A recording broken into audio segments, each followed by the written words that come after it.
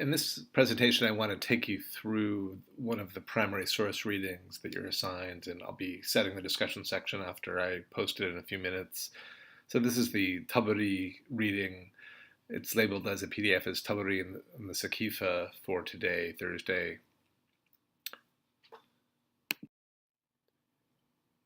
As I mentioned in the prior lecture, this is what's known as a universal history. That is to say, it's a history that was which Tabari wrote or compiled that began with the creation of the world and went to his own day. Tabari, his name is Muhammad Abu Ja'far, his kunya name Ibn Jarir at Tabari. And again, in the text, sometimes he refers to himself as Abu Ja'far, sometimes as Ibn Jarir. We shall refer to him as Tabari because that's how he's known by in the field. Died 923. He taught in Baghdad. He's from Tabaristan, as his name would suggest, and traveled widely. Was both a jurist, that is to say, wrote Islamic jurisprudence or philosophy of law, as well as being a tradition-oriented scholar. In other words, an expert in hadith and akhbar, and a Quran commentator. He wrote a very important commentary on the Quran, which we're going to look at a piece of as well. But here we're looking at his history, and an historian of early Islam once told me, and I still take it. I mean, in my years of reading of secondary literature, I take it to be true that really 90% of what we know about the life of the Prophet comes from Tabari. So scholars, of course, tend to focus on that last 10% from other sources, but really he's a fairly comprehensive scholar of all the reports up to his time when he wrote it before 923. And as I mentioned last time, he's concerned with finding not just what actually happened, but of the lesson of the history, which is embedded in the stories about the event, with God as its engine. Now here, again, I'm going to point to these two sources that Tabari used that are embedded in these chains of transmission you're going to see. One is this figure, Muhammad ibn Shihab az-Zuhri, who died in 741, and the other one is Saif ibn Omar, who died a couple generations later in 796. And so what I want you to be looking for as you read the text is what different depictions of what happened after the death of the Prophet in this Saqifa are presented by Saif versus Zuhri. And one thing I'm going to say right away is that's a bit confusing is that there's more than one Zuhri mentioned in the text, so you're just going to have to take my word for it, which Zuhri is which. But essentially, I'm going to signal that to you in the sources. But if you see Saif ibn Omar, really this is the easy way to solve it. If you see Saif mentioned in the chain of transmission before the text, consider it a Saif khabar, a Saif narrative. I've already used the word khabar. I've got it on the slide here, but the word khabar is a key word, and you can take it to mean just historical anecdote. And if khabar is the historical report or anecdote, the isnad is this chain of transmission I've already alluded to, which looks in the text as a series of names, but it's essentially the footnote of the text. So just to orient us, obviously the page numbers are the ones on the left and the right, 188, 189. The number in brackets on the left, you see 1820. That's referring to the Arabic page number in the text upon which this translation is based. I'll also, just to help us find our way more quickly, I'll refer to anecdote numbers. So I've numbered the akhbar, the anecdotes, 1, 2, 3, 4. You can see in pen on the PDF. And if I refer to a paragraph, I'm counting starting with just on the left side of the page and then the right side of the page. So for example, on page 189, paragraph 1, I'll refer to as starting with sword, even though it isn't a full paragraph. And Ali bin Muslim would be paragraph 2.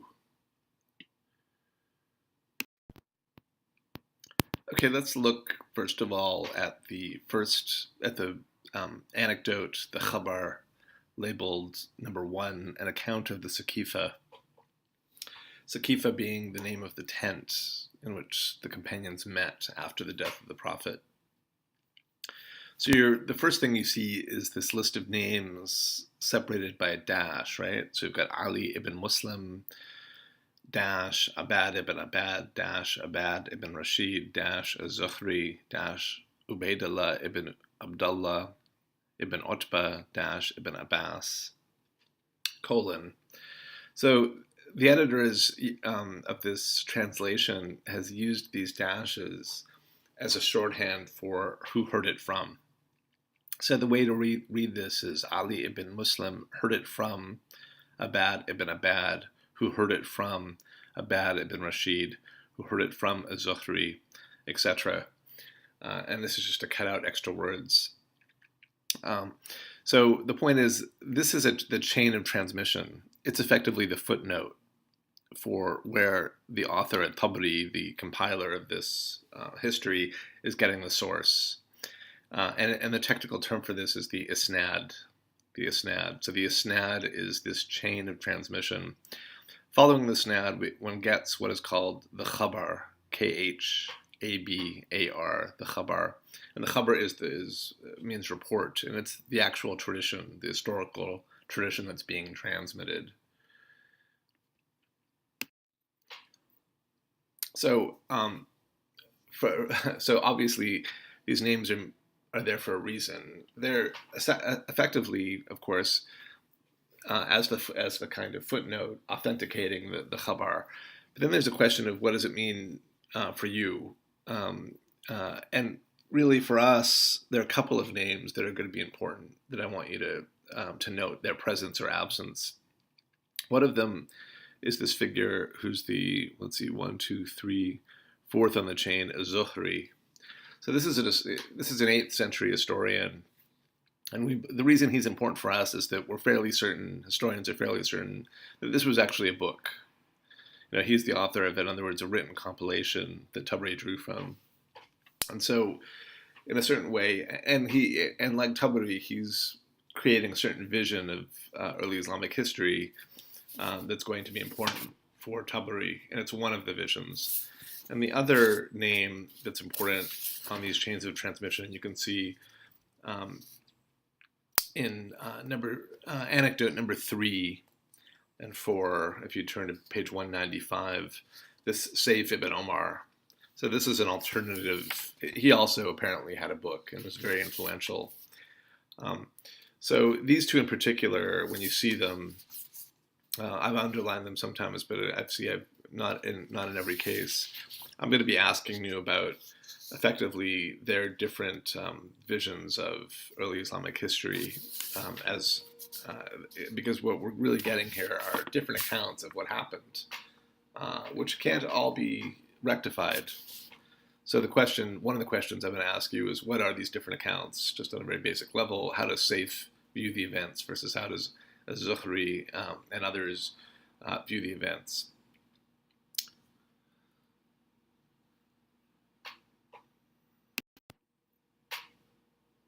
So I want you to find your way to in anecdote 1, page 191, paragraph 2. And so this is the account by Ibn Abbas, who's one of the Prophet's uncles. And we get that he's the narrator starting earlier in the text. And so I'm just going to read and talk about it a bit. It has reached me that someone of you said, if the commander of the faithful is dead, I will give the oath of allegiance to so-and-so. Let a man not deceive himself by saying that the oath of allegiance given to Abu Bakr was an event that happened without consideration. Admittedly, it was so, but God averted its evil. There is none among you like Abu Bakr, to whom people would have submitted. It is our information that when God took his prophet, Ali, Az-Zubair, and those who were with him, stayed away from us in the house of Fatima, the Ansar, all of them, stayed away from us. and the Muhajirun gathered around Abu Bakr. I told them that we should go to our brothers, the Ansar, so we rushed off, making for them. Two pious fellows who had been present in Badr met with us, asking where we were going. When we were told that we were going to our brothers, the Ansar, they asked us to go back and to decide our affair among ourselves. We replied, "By God, we will go back then." We came to them as they had gathered in the hall of the Banu Sa'ida. In their midst was a man enwrapped in a cloak. When I asked who he was and what was his position, they said that he was Sa'id ibn Ubadah and that he was ill. Then a man from them stood up. After he had praised God, he said, "We are the helpers, the Ansar, and the squadron of Islam, while you, O men of Quraysh, are a family of our Prophet, who have come to us journeying leisurely in search of herbage and sustenance." Omar said, "When I saw that they wanted to cut us from our route and wrest authority from us, I wanted to make a speech, which I had composed to my mind. As I used to treat Abu Bakr with gentle courtesy to some extent, and considered him more sober and gentle than me, I conferred with him about the speech.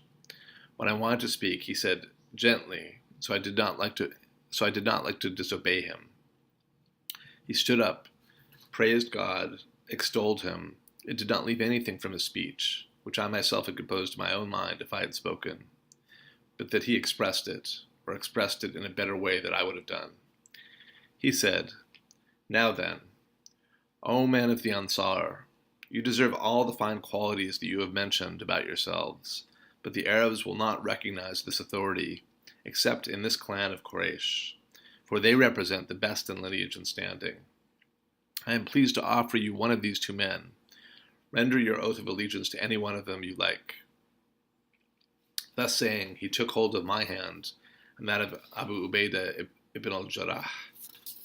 By God, I liked everything he said except the last words. I would have preferred myself to be sent forward and my head struck off, if it were not considered a sin, rather than to be appointed a ruler over a people of whom Abu Bakr was one."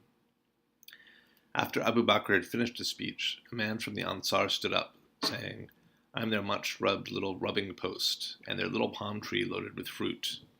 Let us have a ruler from us, and another from you, O men of Quraysh." Omar said, Voices rose, and clamorous speech waxed hotter. I feared total disagreement, so I said to Abu Bakr, "Stretch out your hand so that I may give you the oath of allegiance." He did so, and I gave him the oath of allegiance. The Muhajirun followed, and then the Ansar. In so doing, we jumped on Sa'd ibn Ubadah, so someone said that we had killed him. I said, May God kill him. By God, nothing was mightier than the rendering of the oath of allegiance to Abu Bakr. We feared that if we left without rendering the oath of allegiance, no agreement would be hammered out later. It was either to follow the Ansar in what we did not like, or else to oppose them, which would have led to disorder. So this is an account of the dissension that occurred following the death of the Prophet, and the question of who is going to receive the oath of allegiance. In American politics, our president, when he assumes the office, takes an oath of allegiance. In Islam, the bay'ah, the oath of allegiance, is given by everyone in the community to the leader, pledging their allegiance to him. So at this time, there's no model for this, right? The Prophet is clearly the leader, but now the Prophet is gone, and the Prophet did not stipulate, or at least the Sunnis believe, the Shiites have a different view that we'll get to, but the Sunnis believe the Prophet did not stipulate who is to be the successor. So there's confusion, and you have these two groups that I mentioned anyway, and that you can read about in Shepherd and Watt, especially the Ansar on the one hand and the Muhajirun on the other.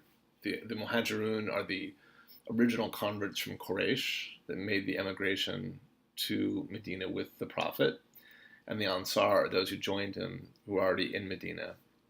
And these two ended up looking a little bit like clans, right? They're subgroups within the broader Ummah.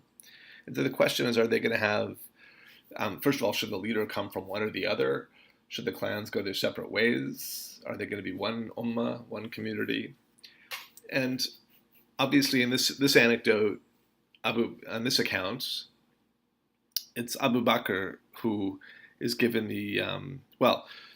Abu Bakr who makes the crucial speech, and that articulates that's in which it is said what needed to be said. And so the point of this seems to me fairly clear to demonstrate. This is an account again by Ibn Abbas, and it demonstrates Abu Bakr's rightful status as the successor to the Prophet. And so, as you read the rest of these stories, what I want you to be looking for is, first of all, what is the take-home message of the story? In other words, what is the story meant to demonstrate? These are stories that are obviously have an ideological valence. In other words, they're meant to establish some view or other in terms of the success, in terms of politics of the community. And really, the burning issue is the status of Abu Bakr as the first caliph, and whether he was the first, legitimately came to this position, or whether there were other views. And you're going to see, just to anticipate, there's numerous voices on this issue are going to come through in Tabari's text. And Tabari is a Sunni, to be clear. So in the end of the day, Sunnis is one of their important positions is that indeed Abu Bakr was a rightful successor to the Prophet. He's a rightly guided companion, and was the first, legitimately the first caliph. But even in Sunni sources like Tabari, you get certain vestiges or traces that there was not a complete consensus on that point among the members of the early community in the first generations. And Tabari, being a good historian who's trying to represent all these different views and capture them, does so. So what I want you to look for is, what are some signs that there was a discussion about this topic that's being reflected in these stories. And that's really what our aim is in this unit, and what I'm going to be asking you to write about, both in the discussion section and the exam. So let's look at Khabar number 3 on page 195. If you read the chain of transmission, you're going to see, confusingly, both Zuhri and Saif mentioned.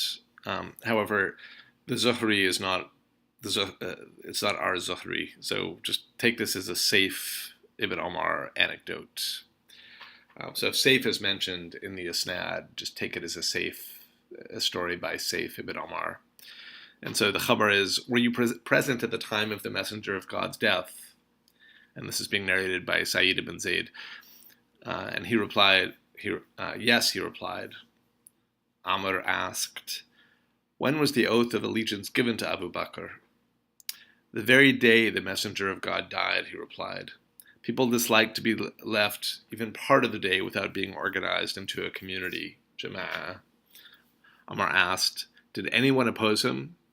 No one, except an apostate, or the one who was about to apostatize, he replied. It was because God rescued them from the Ansar. Amr asked, did anyone from the Muhajirun stay away? No, they followed one another to give the oath of allegiance without being summoned, he replied. So here we have an anecdote, and the take-home point is that according to this Sa'id ibn Zayd, the oath of allegiance was given right away with a consensus among the Muhajirun and the Ansar, who took Abu Bakr as a rescuer. So then the question I ask to you is how to square this anecdote with the others. I mean, ultimately, you're going to see they're not entirely reconcilable. And so then the next question is, well, what is Saif's anecdote intending to demonstrate? What's the message in the Saif account of early Islam? So ultimately, you're trying to see the discussion of what happened after the death of the Prophet, not as just one story, but as a conversation with different points of view. And I'm trying to encourage you to to sort of sift for these different strata, these different points of view. And one of them is this Saif account, so you can call it the Saif ibn Omar account of what happened, as represented among others in anecdote number 3. So take now a look at, we're going to skip number 4, although I want you to look at that one on your own, but look at number 6. So this is the account on page 197. We read, Ma'amar, a man asked Zuhri, did Ali not give his oath of allegiance for 6 months? No, nor any one of the Banu Hashim until Ali rendered his, he replied. When Ali saw that the people's attention had turned away from him, he begged for reconciliation with Abu Bakr. He sent to the latter, asking him to visit him, and requesting that nobody should accompany him. Ali disliked that Omar should come with Abu Bakr, for he knew Omar's rudeness. Omar said to Abu Bakr, don't go alone. Abu Bakr replied, by God, I will go alone. It is not possible that the Banu Hashim might do anything to me. And he went. He entered into Ali's presence while the Banu Hashim had gathered with him. Ali stood up, praised God, and extolled him with what is due to him. Then he said, it is neither the denial of your good qualities nor the rivalry of good, which God has given you, that prevented us from giving you the oath of allegiance, but the fact that we considered that we have a right in this authority, which you have monopolized. Ali then mentioned his relationship with the Messenger of God and the rights of the Banu Hashim. He continued speaking until Abu Bakr wept. After Ali stopped, Abu Bakr pronounced the Shahada, the testimony of faith, praised God, extolled him with what is due to him, and then said, by God, the relationship of the Messenger of God is dearer to me too. I reached him through my relationship to him.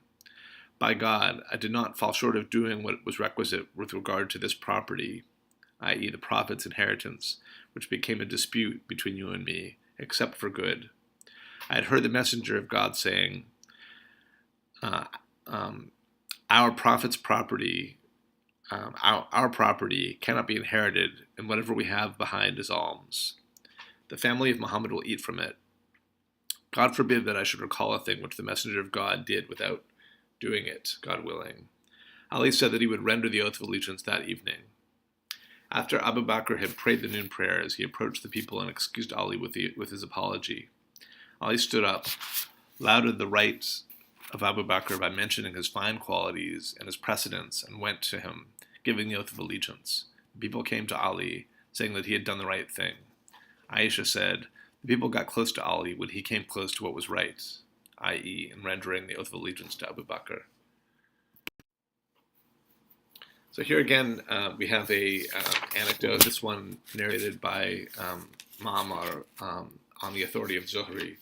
So this is Zuhri's account. And Zuhri's account is obviously quite different from Saif's, right? It's 6 months until Ali gives the oath of allegiance. And so when you're looking at this anecdote, I want you to sort of read for what is the nature of the relations that are depicted between Ali and the Banu Hashim, the Hashemites, in other words, those of Muhammad's clan, and Abu Bakr and Omar. So this is all now between the Muhajirun. These are all immigrants. But within the immigrants, there's clearly tensions and conflicts. And what's the nature of the underlying conflict and how is it resolved?